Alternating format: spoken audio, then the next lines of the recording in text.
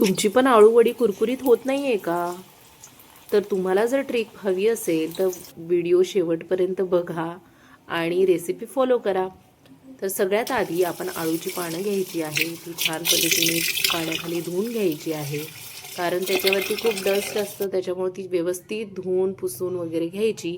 आणि मग नंतरून तिच्या शिरा आपण लाटून घ्यायच्या आहे व्यवस्थित पद्धतीने. त्या शिरा लाटल्या गेल्या पाहिजे, किंवा शिरा तुम्ही काढूनही घेऊ शकता सुरीने. तर अशा पद्धतीने लाटून घेत जा. आपले पानं लाटून झाली की त्याच्यानंतर आपण बॅटर बनवायची तयारी करायची. डाळीचं पीठ घ्यायचं, त्याच्यानंतर हळद, जिरे, तिखट, हिंग, ओवा, मीठ चवीनुसार आणि खूप सारे तीळ, असं सगळं त्याच्यामध्ये टाकायचं. माझ्याकडे लिंबू नव्हता म्हणून मग मी चिंचाचं पाणी केलं, तर तुम्ही लिंबू पण त्याच्यामध्ये टाकू शकता. त्याच्यानंतर थोडंसं पाणी टाकून बॅटर छान पद्धतीने मिक्स करून घ्यायचं आहे.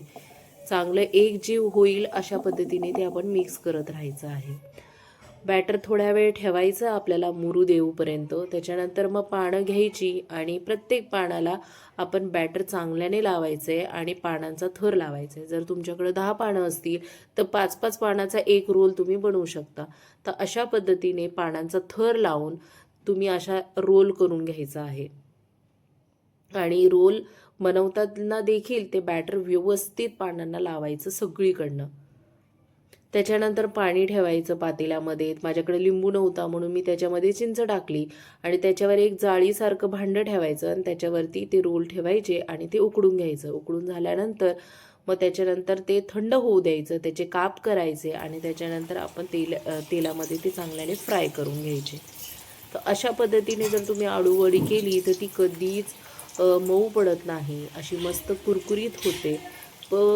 कधी मध्ये अधूनमधून कधी मंद करायचा गॅस, कधी वाढवायचा. जर फास्ट गॅसवर तुम्ही त्याला तळत असाल ना तर फक्त बाहेरचंच कोटिंग क्रिस्पी होतं, मधलं होत नाही. म्हणून त्याला कमी जास्त करत राहायचं.